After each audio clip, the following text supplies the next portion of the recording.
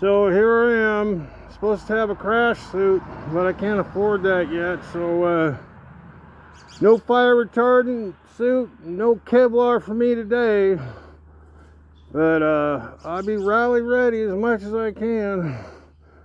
Out testing to see how fast and how far I can go on these particular batteries. Rigorous, every day, modify, test. So today we come back and the brakes are working. On this side, this is the far better, set the far better brake. For some reason, that motor is barely putting out. It works, but not very much. This motor on the other side is working great. That was getting me 30 miles an hour just off that one motor. But the brakes, I hit a corner, went to the brakes real hard. This I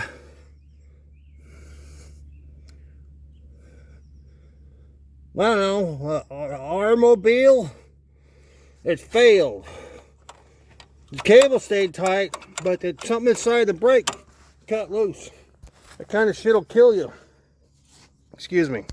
Before I can attempt a full range test, because I might run out of battery, I have to have the generator working. But since I can't read Chinese, and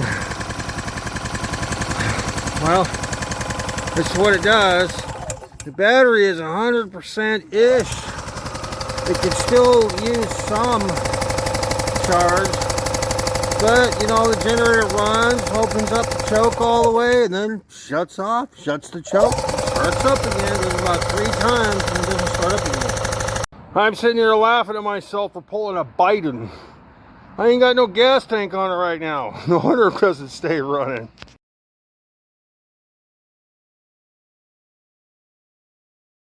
See, with this 26-inch fat tire wheel, it's measly little 500 watt 48 volt motor ain't gonna get you any more than 20 miles an hour unless you give it like 96 volts, and then you might be able to get to 40, but eventually the thing's gonna start smoking because they won't cool very well.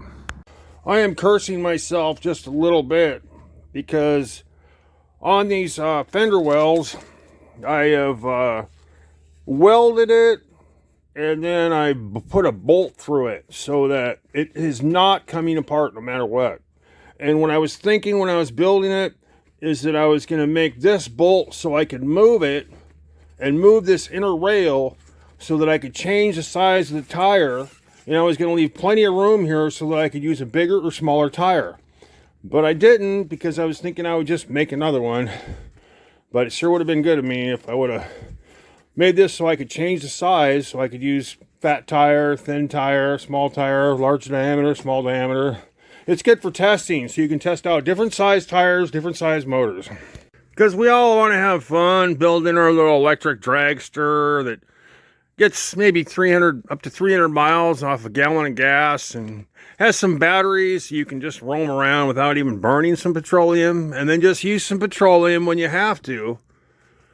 Because if more people used less, then the people that have to, like freight trains and semi-trucks, wouldn't have to worry so much about their pollution they create, because the bulk of transportation, when somebody is just relaying their person to some distance, maybe 100 miles, that they, they made their own personal electric vehicle, which you can't buy, but you can certainly build. If more people were to build something, cost effective, then electric vehicles wouldn't cost so much. So James, I put a battery indicator back by the generator. As long as it says anything above 30%, it's okay to run it. And I prefer it stays closer to 100%, but it's fine, man. I'm still working on the generator, but you can ride it around anytime you want. I think it's fun.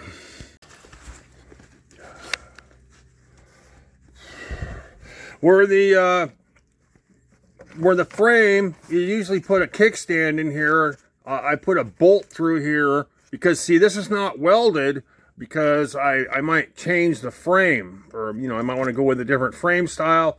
And so this is just bolted on through the kickstand, has a plate to reinforce it, and it's a long bolt with the lock nut on the other side. That way you know it's not coming apart. And if you want to, you can add struts across here so that, you know, it can't get twisted or break off, but I don't think it needs it. Today I'll be making some battery covers to show how you can make a simple battery cover to cover up the battery. So then when it rains, it doesn't rain inside the battery. Because you want to be able to take it out in the rain and see how it's all dirty. You want to be able to wash it. And so everything has to be covered up and made reasonably watertight. And it really should have a ceramic panel that has a flame chute.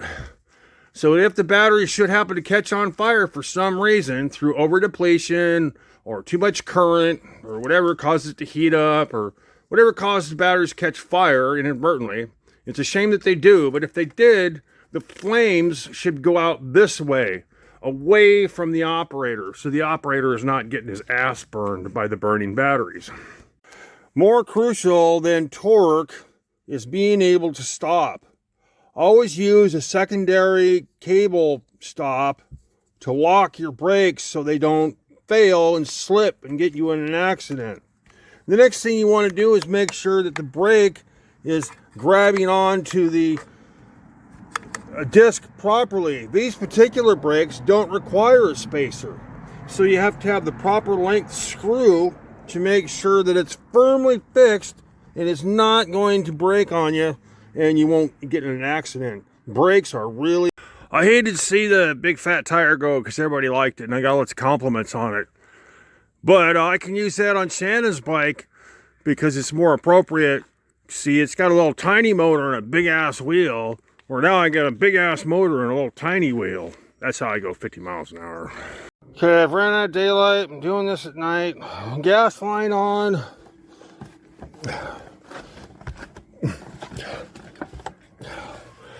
Gas line on.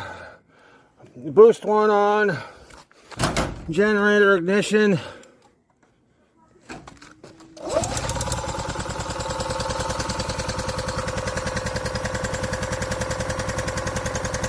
Hey, boost one works. Oh no, it shut off.